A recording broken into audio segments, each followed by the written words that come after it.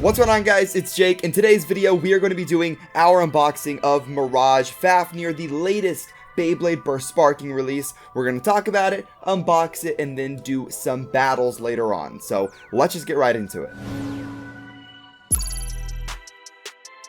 Before we hop into the unboxing, if we could hit 500 likes on this video, that would be amazing. And also, if you are not subscribed, hit subscribe. Give me back my bay, Jake. Where did you come from? I know you took it from me. I guess. Give Fafnir back. But just, let me finish my intro first. Thieving son of a... Anyways, yeah, hit like, get this video up to 500 likes, and hit subscribe to join the Nook Nation if you have not subscribed already. Let's move on to the unboxing. So this bay released just a couple of days ago, and it is owned by, of course, free...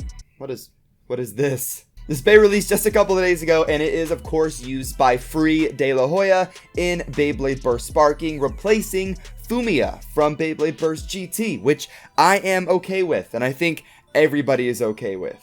So taking a look at the box, it is pretty simplistic. It just has the typical left spin black packaging, along with seeing Fafnir on the front. You see Free on the front, and on the back, you see the stats for the bay. You get to see all the parts. And that's really it. These boxes aren't really anything special to talk about. Now we can actually move on to the bay itself, and we're going to be talking about the driver, which is... Can I have it back? Can I talk about the bay first? Hurry up, you little... Alright, let's talk about the driver. So the driver is Nothing, which is a re-release driver that came all the way back with Drain Fafnir. So it's pretty old. It's definitely nothing new, and it's definitely nothing special.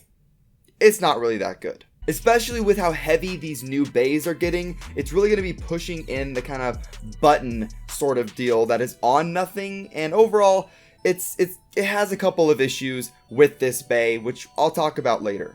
Next, we can move on to the chassis, and it is a double chassis, so there is no disc here. And something that's really cool about these Sparking bays is that they actually have rare variants of the chassis. For example, Brave Valkyrie had a sick red one, and there is a really cool green painted one for Fafnir. And here's the thing, guys.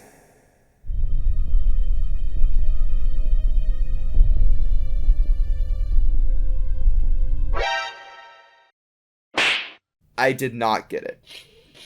But anyways, the chassis is this green color, and it is shaped like a triangle. And the reason behind that is because it actually has a second mode sort of thing going on. And it's called counter mode, but I'll show you guys that a little bit later. It's actually really good against left spin attack types, which is pretty interesting. Next up, we have the ring, and this is what I was really hyped for mostly, and it is Mirage. Now, I will say, whenever I pulled it out of the box, I was definitely kind of surprised with just how small it is. Like, I feel like it's smaller than Geist Fafnir, or at least it kind of feels like it. It is definitely smaller than Brave, that's for sure, and I would say it's even smaller than Curse Satan. It doesn't really matter too much, but I was definitely surprised at how small the bay was, because I don't know, I guess it just looks a lot bigger in pictures, but maybe that's just me. But what is sick about this ring is that it does have rubber going across the entire bay, which is really cool. Like I said in my news videos talking about it, some people think that this means that it could burst more often because there's more friction, but I don't really think so, but I guess we'll just have to do battles to see. And then finally, guys, we have the Sparking chip and core combo, and that is Fafnir. I wish they would have done a different Sparking core design with this one, because we've been getting this same design but just in multiple colors for pretty much every release except Helios and Hyperion. So I want to get a new design core at some point. But the Fafnir chip is pretty sick. It does have the Fafnir dragon on it, and it just looks really cool, and it is clear besides the Fafnir kind of bronze dragon on it. So then, guys, whenever you put the bay all together, it does look really cool. I like the design of this Fafnir quite a bit, and it is pretty weighty in general. I think it weighs about like 66 grams-ish. But let's go back and talk about the chassis modes really quick. So there is the normal mode that you see here, and it has like the 3-blade or the 3-sided design that Fafnirs typically have. But whenever you swap the chassis over, it actually exposes the triangular points on a couple of different sides of the bay. Now this is better for dealing with left spin attack types, for example, that Fafnir cannot steal spin from. It kind of bounces them away a little bit more, and that is pretty cool to me. And that, guys, is going to wrap up the unboxing. And now let's move on to the battles to see how strong this new Fafnir is.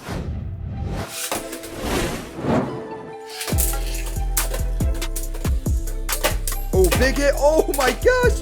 Fafnir's eating some of the biggest hits right now. Or at least it seems like it. But no burst finish against Hyperion.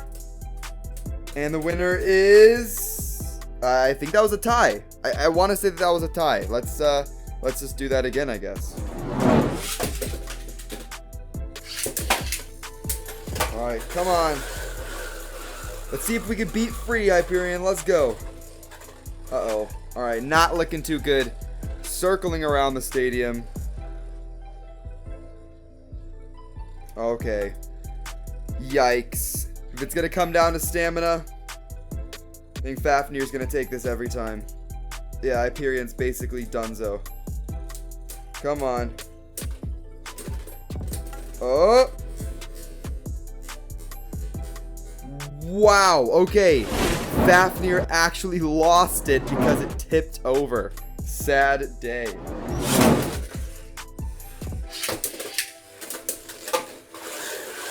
Oh, Hyperion hitting, oh my gosh. Hitting the outer edges of the stadium and making some pretty big hits on Fafnir. How is this battle gonna end? The winner is Fafnir that time. All right, let's move on to the next bay.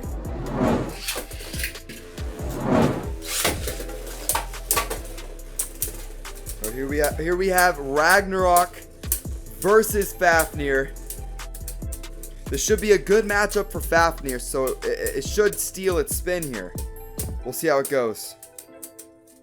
Yeah, it's definitely going to be stamina here. Oh, both bays are kind of failing out. And Ragnarok is able to take the first round.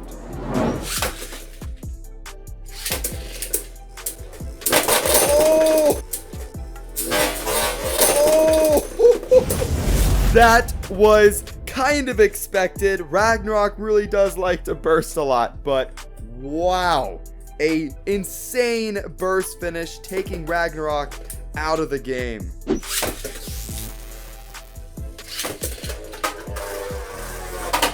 Ooh. Nice little hit from Valkyrie. Nothing really too major there. Here we go.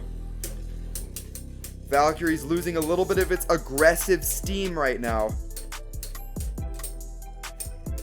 Let's see if it'll matter in the long run. It's gonna come down to stamina. The winner is Fafnir with the survivor finish.